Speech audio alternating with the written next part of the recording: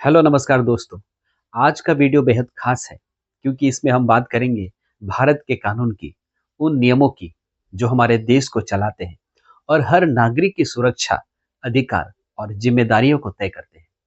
संविधान में सिर्फ सजा देने के लिए ही नहीं, बल्कि हमारे अधिकारों की सुरक्षा के लिए कानून बनाया गया है। आज जानिए उन कानून के बारे में जो हर आम आदमी को जानना बेहद जरूरी है। तो चलिए वीडियो को शुरू करते हैं, पर इससे पहले चैनल को सब्सक्राइब जरूर करें। कानून को अंधा इसलिए कहा जाता था क्योंकि न्याय की देवी की आंखों पर पट्टी बंधी होती थी, जो यह दर्शाती थी कि न्याय करते समय कानून किसी व्यक्ति के पहचान, सामाजिक स्थिति, धन या ताकत को नहीं देखता। उसका फैसला केवल तथ्यों और सबूतों के आधार पर होती है, जिससे सभी के साथ सम्मान व्यवहार सुनिश्चित हो सके। कानून का अंधा इसलिए कहा जाता है क्योंकि वह न्याय सुनाते समय यह नहीं देखता कि सामने अमीर खड़ा है या गरीब, नेता है या एक आम इंसान। वह हर किसी के लिए एक बराबर ही होता है। कोर्ट सिर्फ तथ्यों और सबूतों के आधार पर फैसला करती है। लेकिन अब क्या बदलाव हुआ? हाल के वर्षों में भारत के सुप्रीम कोर्ट में न्याय की देवी की नई मूर्ति में आंखों से पट्टी हटा दी गई। इसका उद्देश्य यह संदेश देना है कि अब कानून अंधा नहीं है, बल्कि वह सजग और संवेदनशील है और संविधान के अनुसार सबको बराबरी की नजर से देखता है। साथ ही मूर्ति में तलवार की जगह संविधान को रखा गया है, जो यह दर्शाता है कि अब कानून हिंसा नहीं, बल्कि संवैधानिक मूल्यों के आधार पर न्याय करता है।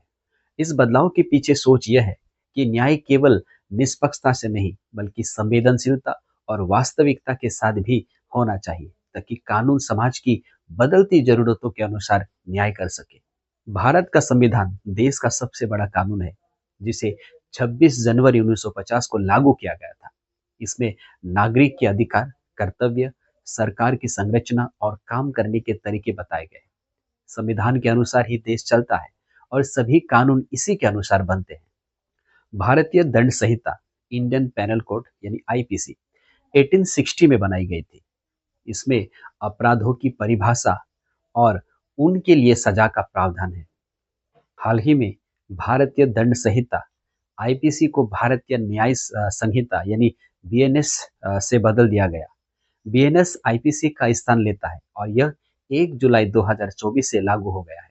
आईपीसी में 511 धाराएं थी, जबकि बीएनएस में 358 धाराएं। बीएनएस में 21 नए अपराध जोड़े गए हैं, 19 धाराएं हटाई दी गई और कई अपराधों में सजा और जुर्माने की राशि भी बढ़ा दी गई है। भारतीय दंड संहिता आईपीसी की कुछ धाराएं सबसे अधिक अपराधों से संबंधित मानी जाती है, जिसमें सबसे ज्यादा एफआईआर दर्ज होती है और यह जो आम अपराधों के लिए जानी जाती है। सेक्शन 323 यानी धारा 323 मारपीट, यह सबसे अधिक एफआईआर वाली धारा है, जिसमें मामूली चोट या मारपीट के मामले आते हैं। धारा 504 जानबूझकर अपमान करना जिससे शांति भंग हो। धारा 506 आपराधिक धमकी देना। धारा 369 चोरी के अपराध के लिए। धारा 420 धोखाधड़ी यानी चीटिंग के लिए। धारा 376 बलात्कार दुष्कर्म के लिए। धारा 307 हत्या का प्रयास के लिए। धारा 302 हत्या के लिए सजा। धारा 406 आपराधिक विश्वासघात यानी क्रिमिनल ब्रीच ऑफ ट्रस्ट। धारा 498 ए पत्नी के साथ टॉर्चर के लिए। धारा 392 395 लूट और डकैती के लिए।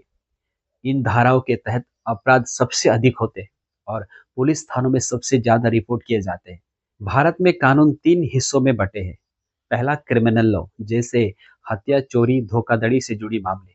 दूसरा सिविल लॉ, यानी संपत्ति, शादी, तलाक, इससे जुड़ी मामले। और कॉन्स्टिट्यूशनल लॉ, जैसे नागरिक के मौलिक अधिकार, सरकार की शक्तियां। कानून जानना क्यों जरूरी है? अपने अधिकारों और कर्तव्य को जानना हर नागरिक के लिए जरूरी है। कानून का पालन करने से समाज में शांति और न्याय बना रहता है। अगर आपके साथ कोई अन्याय होता है, तो कानून आपको न्याय दिलाने में मदद करता है। अपने अधिकार और कर्तव्य जानना हर नागरिक के लिए जरूरी है। कानून की जानकारी से आप अपने हक की रक्षा कर सकते हैं और गलत कामों से बच सकते हैं। ऐसे कुछ जरूरी कानून है जो हर किसी को जानना बेहद जरूरी है। जैसे महिलाओं की सुरक्षा के लिए क्रिमिनल प्रोसीजर कोड सेक्शन 46 के मुताबिक पुलिस उन्हें सुबह 6 बजे से पहले या शाम 6 बजे के बाद गिरफ्तार नहीं कर सकती। इसका उल्लंघन करने पर सजा का प्रावधान है।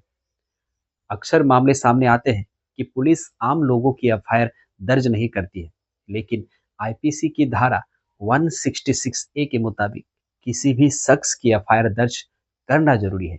ऐसा नहीं करने पर पुलिस अधिकारी को 6 महीने से लेकर 1 साल तक के लिए जेल भेजा जा सकता है। मैटरनिटी बेनिफिट एक्ट 1961 के मुताबिक कोई भी कंपनी प्रेग्नेंट के दौरान किसी भी महिला को कंपनी से नहीं निकाल सकती।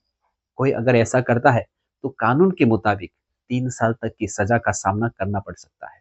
अगर कोई दुकान में सामान रेट से ज्यादा पर आपको बेचता है तो यह कानूनन जुर्म है। मैक्सिमम रिटेल प्राइस यानी कि एमआरपी एक्ट 2004 के मुताबिक ऐसा करना कानूनी जुर्म है। अगर कोई महिला किसी केस में गवाह है तो पुलिस उसे गवाही के लिए पुलिस स्टेशन नहीं बुला सकती। सेक्शन 160 सीआरपीसी के तहत बयान लेने के लिए पुलिस अधिकारी को उसके पास जाना होगा ताकि उसकी सुरक्षा हो सके। देश का संविधान पुरुष और महिला को समान तनख्वाह का अधिकार देता है। द इक्वल रिन्यूमरेशन एक्ट 1976 के मुताबिक ऐसा न करना कानूनन गलत है। 2005 में सरकार के संशोधन के बाद हिंदू सक्सेशन एक्ट में बेटियों को भी बराबर अधिकार दिया गया है। वो पिता की संपत्ति में अधिकार मांग सकती है। रसोई या गैस पर काम करते वक्त अगर सिलेंडर में ब्लास्ट हो जाता है तो गैस एजेंसी को पीड़ित को 50 लाख का मुआवजा देना होता है। सिटीजन चार्टर लॉ हमें यह ताकत देता है। संशोधित ऑटोमेटिव बिल 2016 के मुताबिक एक दिन में एक ही वजह से 2 बार चालान नहीं काटा जा सकता है, लेकिन दूसरी अन्य वजह से चालान कट सकता है। इनकम टैक्स एक्ट 1961 के मुताबिक टैक्स नियम उल्लंघन पर नोटिस के बाद गिरफ्तारी संभव है। इनकम टैक्स कमिश्नर के हाथ में होगा कि कब तक आरोपी कस्टडी में रहेगा। अगर आपको ये जानकारी पसंद आई हो तो वीडियो को लाइक और चैनल को सब्सक्राइब करना ना भूलें। अगर आपके मन में भारत के कानून से जुड़ा कोई सवाल है तो कमेंट में जरूर पूछें। मिलते हैं अगले वीडियो में, तब तक के लिए जय हिंद।